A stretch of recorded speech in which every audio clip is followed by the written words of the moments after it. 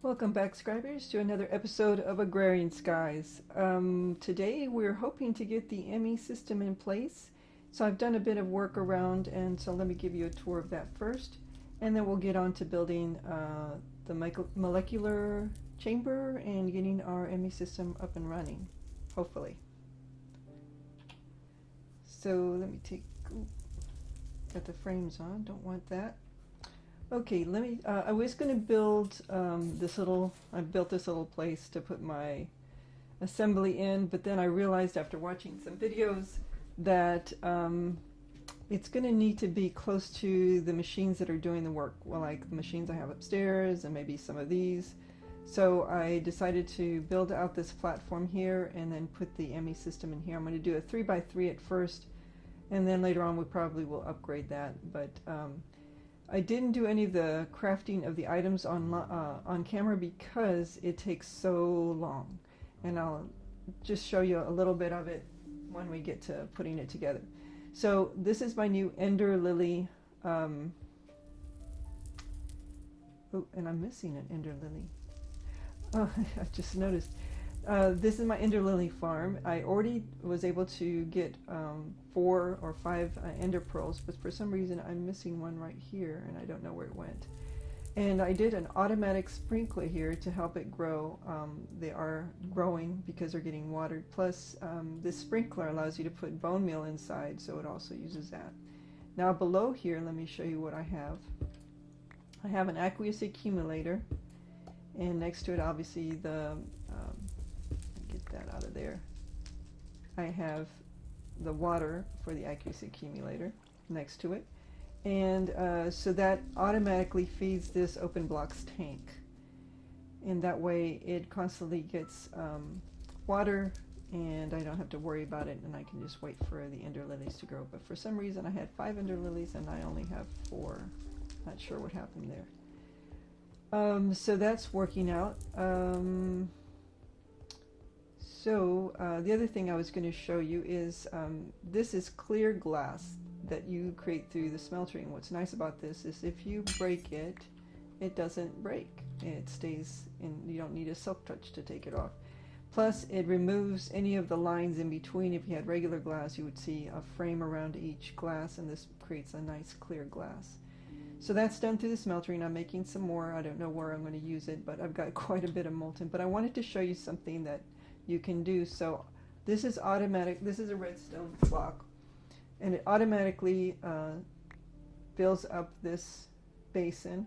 This is an autonomous activator that's set to right click so that it picks up the blocks, and then I use the ducts to then put it in here. So it pumps the glass out and puts it in there, and that keeps going until it's till this is empty.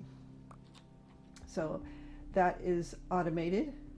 The other thing, you noticed I had some basins with half-filled molten metal, and I discovered that you can actually take the metal out of the basins and using a seared tank and some fluid ducts, and I don't think I have any fluid ducts, but I'm going to show you how then to put it back in there if you need to make ingots. What I had was I didn't have enough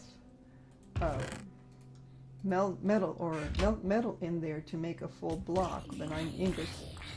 So I had to, so then it was just coming out and filling it halfway. So what you do is you attach one of these fluid ducts to the basin and to your fluid tank. You will have to give it a redstone signal. And let me see, did I bring a redstone? Nope, but I can make one real quick. Let me make a lever.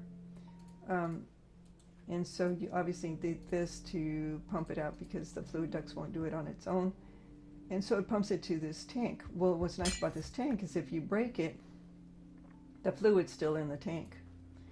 So once you have that going, then if you want to put it back into the tank, and I'm not going to do it right now, you just need a drain without a faucet, and you connect your fluid duct, and you would click with your crescent to pump it out, and then you would give it a redstone signal. So as soon as this is empty, I'll show you how to fill that back up, and then and you can remove the items from the tank, obviously, into ingots through your ingot casting. So I will do that as soon as the as this is out of glass, if it happens to be before time is up for us. Okay. So let's put this back up. I have all my stuff for the ME system right here. And one of the things we need to do is obviously get our quest. We've gotten our quest completed. So let me go back to for hoarding, because we are hoarders in Minecraft. We did the digital storage, so we did the ME drive, the controller, the crafting terminal. I did 2 of these. I did a 1K and a 4K, and then the bus, export bus and the import bus, and that will be important when you get to attaching your machines, like the pulverizer and so forth, into your system. So let's go ahead and claim that reward. I also had a heart from the last, oh, I got 2 hearts from that. No, I didn't have a heart there. Wow, I got 2 hearts for that. Okay, I didn't realize it was a 2 heart thing, so let's go ahead and, now we have 20 lives, nice. And let's see what we received in our, remember we're going to do a shout out to the Minecraft gods, and, oh, it's not working anymore. Man of Wars. That's for mariculture, so let's put that up in the mariculture box. And maybe one of these days. Oh, the other thing I was going to tell you, you notice I didn't have space anywhere else, so I put them in here. Blocks of flesh. You can think, what is a block of flesh? And what is a block of gunpowder? My systems over here were filling up way too fast. In fact, I had to upgrade the this to a 60, because the bones were, I already had 64 bones, 64 stacks, so now I can have 128 stacks there, and I'll show you in another episode how to upgrade your storage box. We did have that upgrade that we made for a quest. So how do we make a block of flesh? Well, you take, let's see, I'll do it this way. 1, 2, 3, 4, 5, 6, 7, 8, 9. So, oops, I got 1 too many. You just put them in your crafting table and a block of flesh. And the reason I was doing that, and the same thing goes with the block of gunpowder. You simply craft a block out of 9 pieces. The reason I was doing that was obviously to clear those storage units before I upgraded them. But the block of flesh will be able to run, will be able to power that culinary generator if I ever need to use it for anything specific. So just going to leave that in there. And so that's what I did. Oh, I also, I don't know if I mentioned in the last one, this has been working. The slabs underneath the spawner have kept mobs from spawning in that area, so I'll probably take down that system as soon as, I mean this wall, I'm sorry, not the system, the wall, so that I can move freely back and forth. The other thing I found out is that if you get, let's see, we can do 2 here. I'm getting a lot of this golden armor and stuff and really don't need it, but if I get enough armor of one type, and I don't have another legging, I can put those together to make a complete, you know, a fully recovered armor piece. And if you can put those armor pieces into your smeltery and recover the gold from it. So that armor is not really worth anything to me, but as gold for processing whatever I need to in my machines, that's awesome. So you just basically repair it until it gets to the point that it's a brand new legging or armor, whatever piece of armor, put it in your smeltery, and you'll be able to recover the gold from them. Now you will lose any enchantments. I'm still trying to figure out a way if I can pull the enchantment off of it, and I will get back to you if I discover a way to do that. So that's awesome. I can recover all that gold from there. Okay, so the other quest, there's this quest, and I also did digital storage, which is obviously the assembler container and all this information here. There's a provider and a CPU, and all that goes into the molecular assembler. We have completed that reward, so we'll get 4 ME interfaces, which is really good because those ME interfaces you put by the machines, and they will then interface with your system so that you can craft, and that's an important thing. I'm not sure what this, a yellow heart canister? That's interesting. We'll find out. We'll have to figure out what that is about. So we're going to claim this reward. And there we have the 4 ME interfaces. Oops, let me do this. Which I already had to, no, I guess I didn't have to craft those, but that's nice. We have 4 to interact with. We'll look at our rewards bag. Oops, don't toss it now. And click. Ooh, nice. We've got more ME cables, some more export and import buses, and a storage bus. Now that's what I'm talking about. That is going to really help to get this system going. That's awesome. We'll go ahead and take our heart and consume that. And now we have 21 lives. And we'll have to figure out what that yellow heart canister is about. So that was nice. That reward bag was really nice. That's going to help our system. So I'm going to do the 3x3 system, which I'll need the vents, the assembler walls, and the pattern provider, I believe. Or is it the pattern? Well, let's just take it all, because we're going to use all this. I won't need those right now. I will need these, and I'll take that. And the blank pattern, probably won't be using it right now. And we'll take the cabling. Okay. So, the bottom is going to be these containment walls with a vent in the center.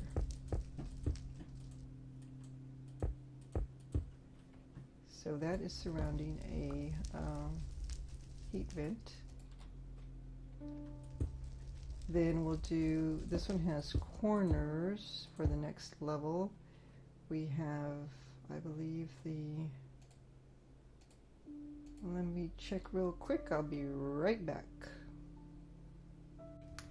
Okay, I'm back. So the pattern provider goes in the center, and then we do 4 vents around, and then 1 vent on top of this, and on top of the pattern provider, and then the rest will be walls.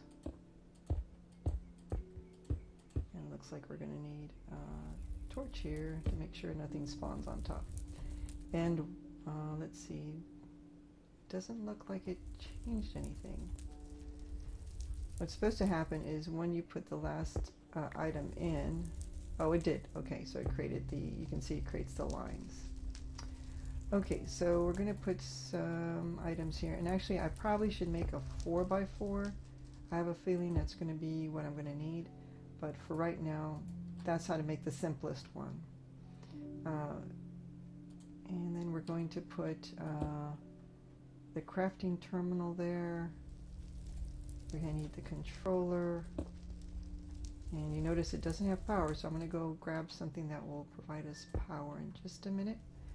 And we need the ME drive, obviously.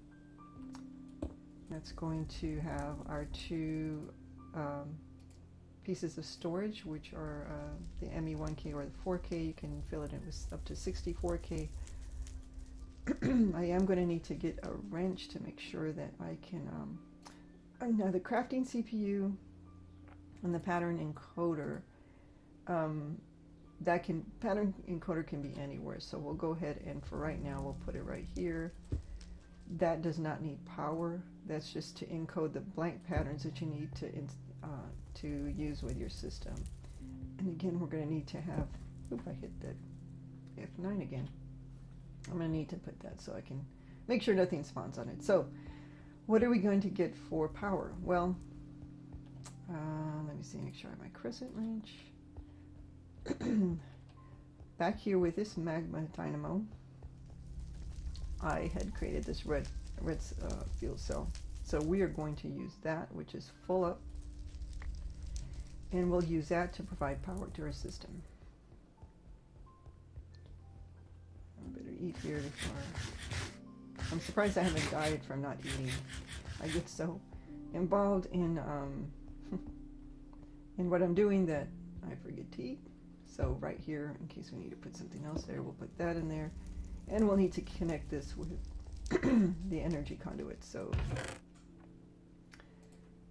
let's use, I think we can use these with it. Let's see if that connects it. And a I'm not getting power. Do I need to tell it to, oh, I know what. I need to tell it to come out of this power. So we're going to do maximum output. Let's see. I think we'll do it as that. We don't want to put too much power out because then it will completely drain it, but I'm still not getting power. So maybe this is not the right connector. Let's go and try the other one. May need the hardened energy conduit. Let's see if that's what will power it. And I'm not getting any power from that. It's enabled, so it doesn't need a redstone signal, although I will want to do it that later, but for some reason I am not getting any energy out of this into that system. Maybe I need to place it right by the ME drive. I know I've used this before, so I know it does work in another, I did FTB Unleashed and it did work there. And I don't have another torch, so I'm going to take that off real quick so I don't get anything spawning right there. Let's see, maybe it needs to be right here. It's outputting, let's see, maybe I need to tell it where to output. Maybe not overflow.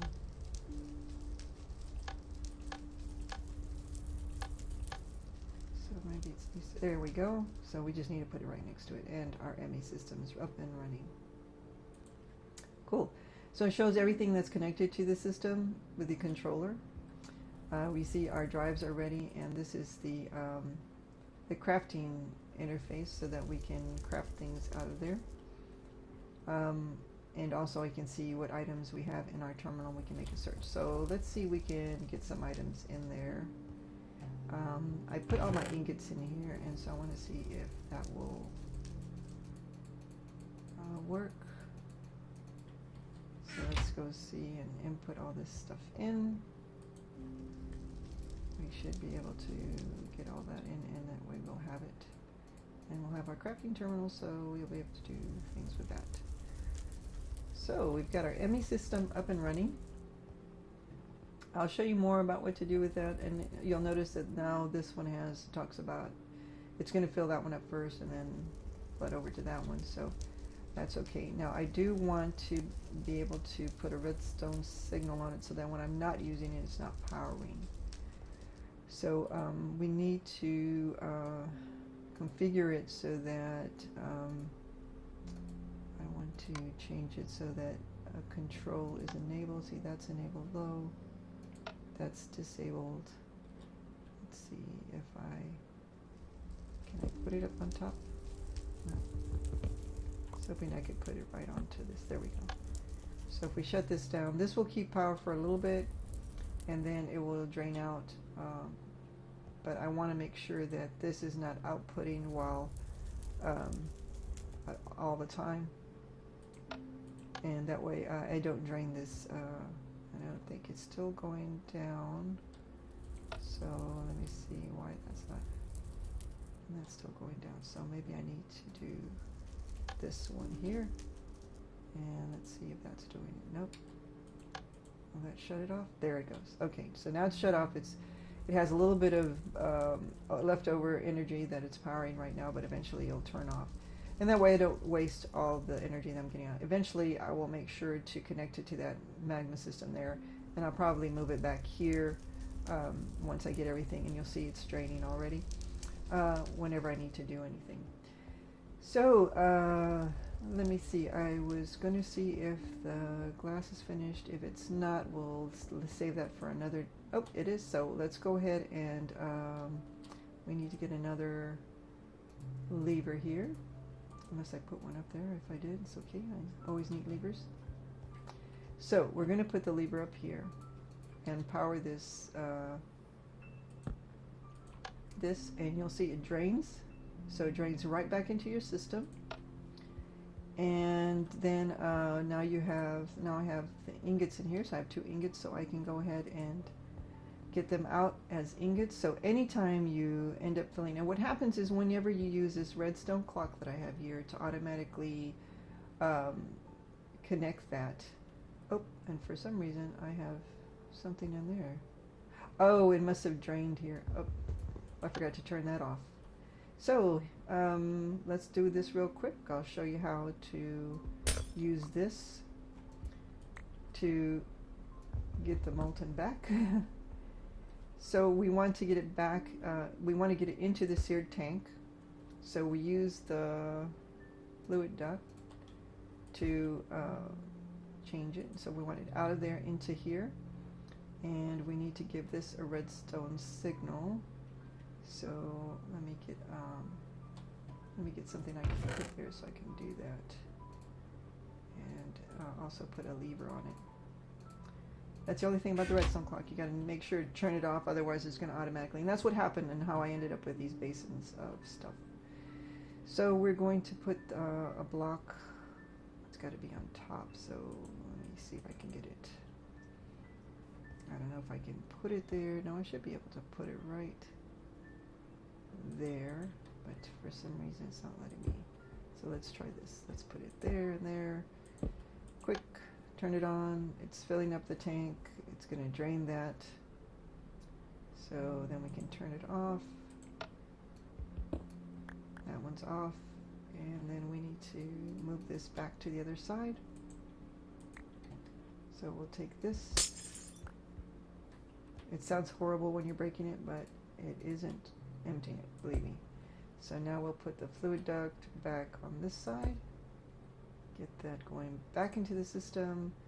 Make sure that clock is off, and in fact, to doubly sure, make sure it's off. We'll go and just take it off, and then we'll put the signal here. And now you see how the system works. It drains it, puts it back in there, and now I can drain all my ingots out of there, which I think I had. Yeah, I had about 7 ingots. Okay, so now you know how to take it out of the basin and put it back into the smeltery. So that's an awesome trick that I learned online. We created our ME system, or at least the basics of it. I may go ahead and expand that later and make it a 4x4 so I can put more stuff inside and make it more beefy. And because before long I know I'm going to run out of room in that system as well. So I thank you for watching. If you like this video, please hit that like button, and if you want to make sure you see in my next episode, please be sure to hit that subscribe button, and I will see you in the next episode.